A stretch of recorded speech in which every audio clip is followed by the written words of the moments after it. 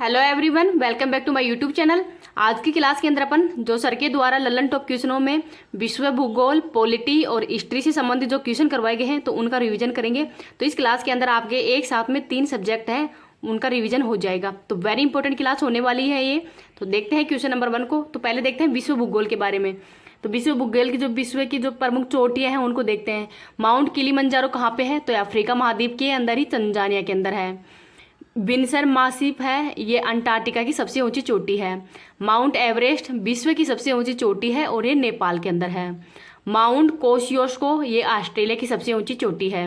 Mount Elbrus ये Europe के अंदर ही जो काकेशस पर्वत है उसकी सबसे ऊंची चोटी है।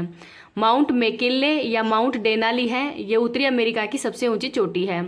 माउंट एकांगुआ है, ये दक्षिणी अमेरिका की जो एंडीज पर्वतमाला है उसकी सबसे ऊंची चोटी है। कंचनजंगा सिक्किम के अंदर है। केटू गोडविन ऑस्टिन है, ये भारत की सबसे ऊंची चोटी है, तो इसको भी याद रख लेना। अब आगे देखते हैं जो विश्व के प्रमुख घास के मैदान हैं उनको। पंपास घास के मैदान अर्जेंटीना में है। लानोज घास के मैदान वेनेजुएला में है। वेल्स घास के मैदान दक्षिणी अमेरिका में है और डाउन्स घास के मैदान हैं वो ऑस्ट्रेलिया में है। पुस्ताज घास के मैदान हंगरी में है और प्रेरीज जो घास के मैदान हैं ये अमेरिका के अंदर है और स्टेपीज जो घास के मैदान हैं ये यूरोप के अंदर है। आगे देखते हैं विश्व की प्रमुख मरुस्थल। सहारा का मरुस्थल अफ्रीका के अंदर है। थार का मरुस्थल भारत में है। गिब्सन और जो ग्रेट विक्टोरिया का मरुस्थल है ये ऑस्ट्रेलिया में है। अल नफूद मरुस्थल सऊदी अरब में है। रब अल खाली मरुस्थल है, ये विश्व का सबसे बड़ा रेतीला मरुस्थल है। कालाहारी मरुस्थल अफ्रीका के अंदर ही बोत्सवाना देश के अंदर है। तकला मकान मरुस्थल चाइना में है। गोबी मरुस्थल मंगोलिया के अंदर है और ये ठंडा मरुस्थल है। अराकामा मरुस्थल है, ये चिल्ली के अंदर है और विश्व का सबसे शुष्क मरुस्थल है। डस्ट ये लुट मरुस्थल है, ईरान में है। पेटागोनिया मरुस्थल अर्जेंटीना के अंदर है और ये भी ठंडा मरुस्थल है। कराकुम मरुस्थल ईरान के अंदर है। तो ये इंपॉर्टेंट क्वेश्चन है आज के लिए। नेक्स्ट और देखते हैं विश्व में जो ज्वालामुखी आती है उनके बारे में देखते हैं। कोटोपैक्सी ज्वालामुखी इक्वाडोर के अंदर है। सिनाबुक, मेराबी और क्राकातोवा ज्वालामुखी है, ये इंडोनेशिया के अंदर। स्ट्राम्बोली ज्वालामुखी को ही भूमध्य सागर का प्रकाश स्तंभ भी कहते हैं। फ्यूजियामा ज्वालामुखी जापान में। माउंट पोपो ज्वालामुखी म्यांमार में। मोनोलोआ ज्वालामुखी यूएसए के हवाई द्वीप के अंदर है, ये वेरी इंपॉर्टेंट है। देमबंद ज्वालामुखी ईरान में है। माउंट ताल फिलीपींस में है। विसुवियस और एटना ज्वालामुखी इटली में है। बेरेन द्वीप ये भारत का एकमात्र सक्रिय ज्वालामुखी है जो कि अंडमान निकोबार के अंदर है। अब देखते हैं नेक्स्ट विश्व की प्रमुख पठार। तिब्बत का पठार ये मध्य एशिया के अंदर है। मंगोलिया का चीन और मंगोलिया में है। ग्रेट बेसिन का पठार यूएसए में है। अनातोलिया का पठार तुर्की में है और कोलोरेडो का पठार यूएसए के अंदर है। अब देखते हैं विश्व की अंतर्राष्ट्रीय रेखाएं। 49 डिग्री रेखा है वो यूएसए और कनाडा के मध्य है। 38 डिग्री रेखा उत्तरी कोरिया को दक्षिणी कोरिया से अलग करती है। हिंडनबर्ग रेखा है वो जर्मनी और पोलैंड के मध्य है। डूरंड रेखा भारत और अफगानिस्तान के। मैकमोहन रेखा है वो भारत और चीन के मध्य। रेड क्लिफ रेखा है ये भारत और पाकिस्तान के मध्य है। आगे देखते हैं विश्व की प्रमुख जनजातियां। पिग्मी जनजाति कांगो बेसिन में है। बुशमैन जनजाति कालाहारी मरुस्थल में है। मसाई जनजाति कांगो और तंजानिया में है। एस्किमो जनजाति टुंड्रा प्रदेश में पाई जाती है। काकेशस जनजाति है ये काला सागर के अंदर पाई जाती है, तो इसको भी याद रख लेना। नेक्स्ट और देखते हैं इस क्लास की पीडीएफ है वो मैं टेलीग्राम पे डाल दूंगी। टेलीग्राम का लिंक आपको इस वीडियो के ही कमेंट सेक्शन के अंदर मिल जाएगा, तो वहां से आप इसकी पीडीएफ प्राप्त कर सकते हैं। अगर आपको ये वीडियो पसंद आ रहा है तो प्लीज़ इसको ज़्यादा से ज़्यादा लाइक एंड शेयर कर देना। अभी तक चैनल पे नए हो, चैनल को सब्सक्राइब नहीं किया है तो चैनल को सब्सक्राइब भी कर लेना, क्योंकि आपके जो व्यू हैं वही मेरा मोटिवेशन है। तो प्लीज़ आप भी इसको ज़्यादा से ज़्यादा शेयर करना। अब देखते हैं क्षेत्रफल व जनसंख्या की दृष्टि से विश्व का सबसे बड़ा महाद्वीप कौन सा है? तो एशिया। नई दुनिया के नाम से किसे जानते हैं? तो उत्तरी अमेरिका को। ग्रीनलैंड है ये विश्व का सबसे बड़ा द्वीप है। ज्योग्राफी के हिसाब से उत्तरी अमेरिका के अधीन है और राजनीतिक के हिसाब से ये डेनमार्क के अधीन है। ग्रैंड बैंक किसका प्रमुख केंद्र है? तो मछली उत्पादन का है और उत्तरी अमेरिका के अंदर ही है। जो लेब्राडोर ठंडी जलधारा तथा जो गल्फ स्ट्रीम गर्म जलधारा, इन दोनों के मिलने पर ही ग्रैंड बैंक है इसका निर्माण होता है। अल नीनो गर्म जलधारा है और भारतीय मानसून पर इसका नकारात्मक प्रभाव पड़ता है। ला नीनो ठंडी जलधारा है और भारतीय मानसून पर इस पर सकारात्मक प्रभाव पड़ता है। हम्बोल्ट जलधारा है ये ठंडी जलधारा है, तो इसको भी याद रख लेना। आगे देखते हैं, गगनचुंबी इमारतों का शहर न्यूयॉर्क को कहते हैं। यूएनओ का मुख्यालय भी न्यूयॉर्क के अंदर ही है और इसकी स्थापना 24 अक्टूबर 1945 को की गई है। डब्ल्यूएचओ का हेडक्वार्टर जिनेवा में है और डब्ल्यूटीओ का भी हेडक्वार्टर जिनेवा में ही है। यूरोपीय यूनियन का हेडक्वार्टर ब्रुसेल्स में है। नाटो का मुख्यालय ब्रुसेल्स बेल्जियम में है। आईएलओ का मुख्यालय जिनेवा में है। यूनेस्को का पेरिस फ्रांस में है। अंतर्राष्ट्रीय कोर्ट का मुख्यालय द हेग में है। आईयूसीएन का मुख्यालय ग्लैंड के अंदर है और यूएनएफसीसी का मुख्यालय वॉन जर्मनी के अंदर है। नेक्स्ट और देखते हैं, आगे देखते हैं उत्तरी अमेरिका के जो महान झील क्षेत्र कौन कौन से हैं। तो सुपीरियर, मिशिगन, ह्यूरोन, हेरी और ओंटारियो। सुपीरियर झील है, ये विश्व की सबसे बड़ी मीठे पानी की झील है और शिकागो शहर है, ये मिशिगन नदी के किनारे है। ओंटारियो है, ये सबसे छोटी झील है। जो सुपीरियर झील तथा एरी झील है, इन दोनों को जोड़ने का काम सू नहर करती है। नेक्स्ट देखते हैं, ग्रेट कैनियन किस नदी पर है। तो ये यूएसए के अंदर ही है, कोलोरेडो नदी पर है। अमेरिका व मैक्सिको के मध्य सीमा है, वो रियो ग्रेंडी नदी बनाती है। विश्व का पहला राष्ट्रीय उद्यान yellow stone national park USA में है। 1000 धुआरों की घाटी अलास्का में है। बरमुंडा ट्रायंगल है, ये किस महासागर के अंदर है। तो अटलांटिक महासागर में है। नियाग्रा जलप्रपात है, ये एरी और ओंटारियो झील है, इनके मध्य है, यूएसए के अंदर ही। आगे देखते हैं, कोलन बंदरगाह किस नहर पर स्थित है। तो पनामा नहर पर। दक्षिण अमेरिका की सबसे ऊंची चोटी माउंट एकांगुआ है और ये एंडीज पर्वतमाला पर है। विश्व का सबसे ऊंची नौकायन झील टिटिकाका है। अटाकामा मरुस्थल चिली में है। विश्व की सबसे लंबी पर्वत श्रृंखला एंडीज है। विश्व का सबसे ऊंचा जलप्रपात वेनेजुएला के अंदर है, एंजल जलप्रपात। तो इसको भी याद रखना, वेरी इंपॉर्टेंट क्वेश्चन है ये। अब पॉलिटी से संबंधित क्वेश्चन देखते हैं। भारत परिषद एक्ट 1919 ये मार्लो मिंटो से संबंधित है और सांप्रदायिक निर्वाचन प्रणाली इसी समय लागू की गई थी। सत्येंद्र प्रसाद सिन्हा है, वायसरॉय की कार्यकारिणी परिषद के अंदर इसको नियुक्त भी किया गया था।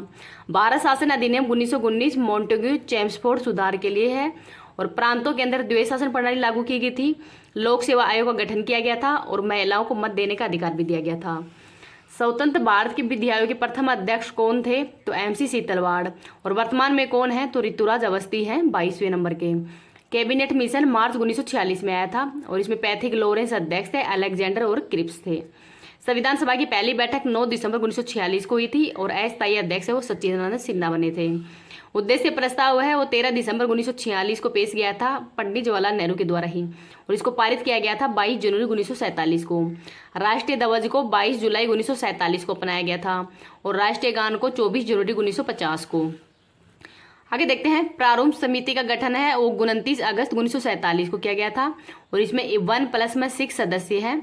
एक अध्यक्ष हैं डॉक्टर भीमराव अंबेडकर, एन गोपाल स्वामी अयंगर सदस्य हैं, Alladi Krishna Swami Ayyangar, doctor K M. Munshi, Syed Mohammad Saadulla, N Madhav Rao हैं वो BL मित्र की जगह बने थे और टी कृष्णमाचारी हैं वो DP खेतान की मृत्यु के कारण बने थे। तो ये भी याद रख लेना, वेरी इंपॉर्टेंट क्वेश्चन है इनका नाम भी। आगे देखते हैं, नीति निर्देशक तत्व हैं ये आयरलैंड से लिए गए हैं, समवर्ती सूची ऑस्ट्रेलिया से और संविधान संशोधन है ये दक्षिण अफ्रीका से लिया गया है। मूल कर्तव्य हैं वो रूस से लिए गए थे, ये भाग 4A में है, अनुच्छेद नंबर 51A के अंतर्गत ही 42वें संविधान संशोधन 1976 में जोड़े गए थे स्वर्ण सिंह समिति की सिफारिश पर ही। अनुसूचियाँ पहले 8 थी, वर्तमान में 12 है। पहली अनुसूची संघराज्य क्षेत्र से संबंधित है। दूसरी अनुसूची के अंदर ही जो संवैधानिक पदों पर बैठे हुए व्यक्ति हैं उनके वेतन भत्तों से संबंधित है। तीसरी अनुसूची शपथ से। चौथी में राज्यसभा की सीटों के आवंटन का उल्लेख है। 5वीं के अंदर ही SC और ST क्षेत्रों के प्रशासन का उल्लेख है।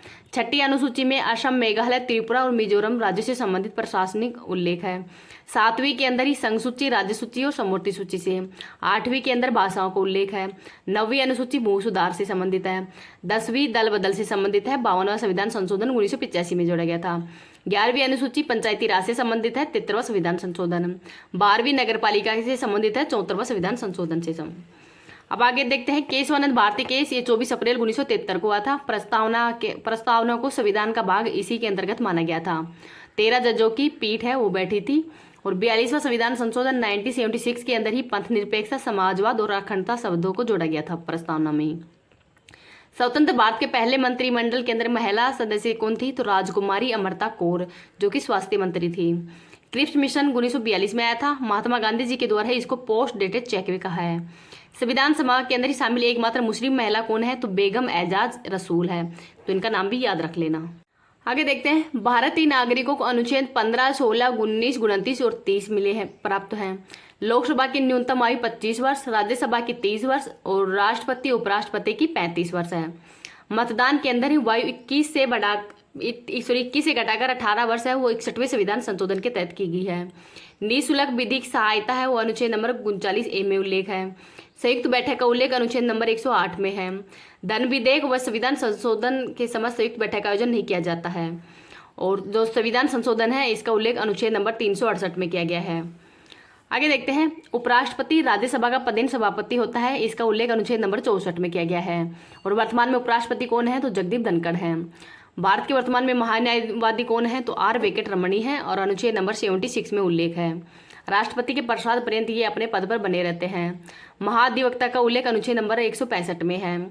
सुप्रीम कोर्ट एक अभिलेख न्यायालय होगा, इसका उल्लेख अनुच्छेद नंबर 129 में है। राष्ट्रीय अनुसूचित जनजाति आयोग का उल्लेख अनुच्छेद नंबर 338A में है। संघ राज्य भाषा का उल्लेख अनुच्छेद 343 में है। संपत्ति के अधिकार को ही 44वें संविधान संशोधन 1978 के द्वारा ही मौलिक अधिकार से बाहर कर विधिक अधिकार के अंदर डाल दिया गया था, अनुच्छेद नंबर 300A में ही। राष्ट्रपति पर महाभियोग अनुच्छेद नंबर 61 के तहत लगाया जाता है। बहुमत कुल सदस्यों के 2/3 से ही इस्तीफा उपराष्ट्रपति को देते हैं और सूचना लोकसभा अध्यक्ष को। भारत के प्रथम नियंत्रक व महालेखा परीक्षक कौन है, तो नरहरि राव है। वर्तमान में गिरीश चंद्र मुर्मू है और अनुच्छेद नंबर 148 से 151 तक इसका उल्लेख किया गया है। नेक्स्ट देखते हैं, सुप्रीम कोर्ट का ही सर्वाधिक लंबा कार्यकाल किस CJI का रहा है, तो YV चंद्रचूड़ का। और वर्तमान में 50वें कौन है मुख्य न्यायाधीश, तो DY चंद्रचूड़ है। नेक्स्ट, समान नागरिक संहिता का उल्लेख अनुच्छेद 44 में किया गया है।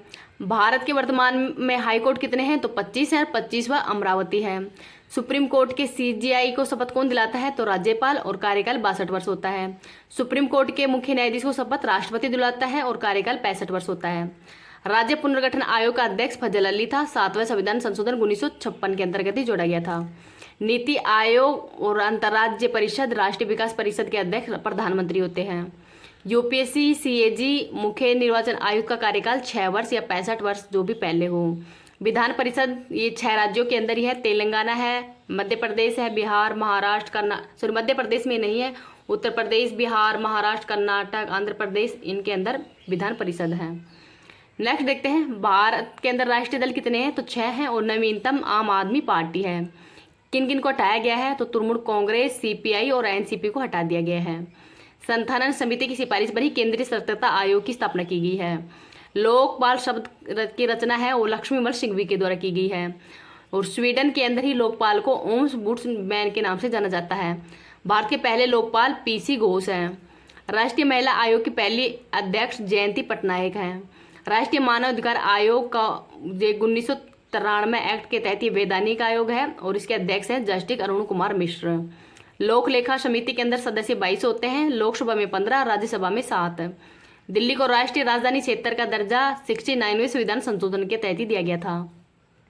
मंत्री परिषद का आकार का निर्णय है वो 91वें संविधान संशोधन के तहत लिया गया था कि 15% से अधिक नहीं होगी। दिल्ली में 10%, राजस्थान के अंदर ही न्यूनतम 12 और अधिकतम 29 प्लस में 1। राष्ट्रीय आपातकाल के अंदर ही 2 मौलिक अधिकार है वो प्रभावित नहीं होते हैं, अनुच्छेद 20 और 21। EWS के आरक्षण के लिए ही 103वां संविधान संशोधन किया गया था 2019 में। 21वां संविधान संशोधन में के तहत ही सिंधी भाषा को जोड़ा गया था। 71वें संविधान संशोधन के तहत ही नेपाली, मणिपुर और कोंकणी को जोड़ा गया था। 92वें संविधान संशोधन के तहत ही बोडो, डोंगरी, संथाली और मैथिली भाषा को जोड़ा गया था। सुप्रीम कोर्ट के द्वारा ही 99वें संविधान संशोधन है, इसको असंवैधानिक करार दिया है, तो इसको भी याद रख लेना। हिस्ट्री से संबंधित क्वेश्चन देखते हैं। सिंधु घाटी सभ्यता का विस्तार है, ये उत्तर में मांडा से, दक्षिण में देमाबाद महाराष्ट्र में, पश्चिम में सुदका केंडोर और पूर्व के अंदर ही आलमगीरपुर उत्तर प्रदेश तक है। हड़प्पा सभ्यता कैसी सभ्यता है, तो कांस्य युगीन सभ्यता है। जुते हुए खेत के साक्ष्य हैं वो कालीबंगा से मिले हैं और ये राजस्थान के अंदर है। और कालीबंगा का अर्थ होता है काले रंग की चूड़ियाँ। इसकी खोज 1951 के अंदर ही अमलानंद घोष के द्वारा की गई है। खुदाई 1961 के अंदर ही BB लाल और BK थापर के द्वारा की गई है। नेक्स्ट देखते हैं, डॉकयार्ड लोथल की जो खोज है वो 1955 के अंदर ही SR राव के द्वारा की गई है। हड़प्पा सभ्यता के किस स्थल की खोज हुई जहां डेयरी उत्पादन के साक्ष्य मिले हैं? तो गुजरात के अंदर कोटड़ा में। धोलावीरा, इसको यूनेस्को वर्ल्ड हेरिटेज के अंदर शामिल किया गया है 40वें स्थल के रूप में ही, और खोज 1967 में ही जीपी जोशी के द्वारा की गई है। यहाँ पर साक्ष्य मिले हैं स्टेडियम व जल संरक्षण की तकनीकें। ऋग्वेद के अंदर मंडल कितने हैं? तो 10 मंडल हैं, और इसके 3rd मंडल के अंदर ही गायत्री मंत्र का उल्लेख है, और 10वें मंडल के अंदर पुरुष सूक्त का उल्लेख है। सूक्त कितने हैं? तो 1028। सत्यमेव जयते वाक्यांश का उल्लेख मुंडकोपनिषद के अंदर है। शिल्प वेद उपवेद के रचयिता कौन है? तो विश्वकर्मा है। वेदों में गोह को क्या कहा जाता है? तो अगन्या। वेदों में गाय को क्या कहा जाता है? तो अगन्या। वेदांगों की संख्या कितनी है? तो 6 है। शिक्षा है, छंद, निरक्त, व्याकरण, कल्प और ज्योतिष है। ऋग्वेद के अंदर ही परुषणी रावी नदी को कहते हैं, अश्कनी चेनाब नदी को, वितिस्ता जेलम को, विपाशा व्यास को कहते हैं। वेद त्राई के अंदर ही ऋग्वेद, सामवेद, यजुर्वेद शामिल है, अथर्ववेद इनके अंदर नहीं शामिल। आगे देखते हैं, न्याय दर्शन के प्रवर्तक कौन है? तो गौतम बुद्ध है। गौतम बुद्ध नहीं है। न्याय दर्शन के प्रवर्तक कौन है? तो गौतम ही है। सांख्य दर्शन के कपिल हैं, योग के पतंजलि हैं। धर्म चक्र परिवर्तन की घटना का संबंध महात्मा बुद्ध से है। पहला उपदेश अभिधम चक्र है, ये सारनाथ में दिया गया है, और महापरिनिर्वाण इनको मोक्ष की प्राप्ति हो कुशीनगर में हुई है। पहली बौद्ध संगति का आयोजन राजगृह में किया गया है। अजात शत्रु समय शासक थे और अध्यक्ष थे महाकश्यप। सेकंड बौद्ध संगति का आयोजन वैशाली में किया गया है। शासक कालाशोक है और शाब कमीर है, ये अध्यक्ष थे। थर्ड बौद्ध संगति का आयोजन पाटलिपुत्र में किया गया है। शासक अशोक और मोगली पुत्र है, ये इसके अध्यक्ष थे।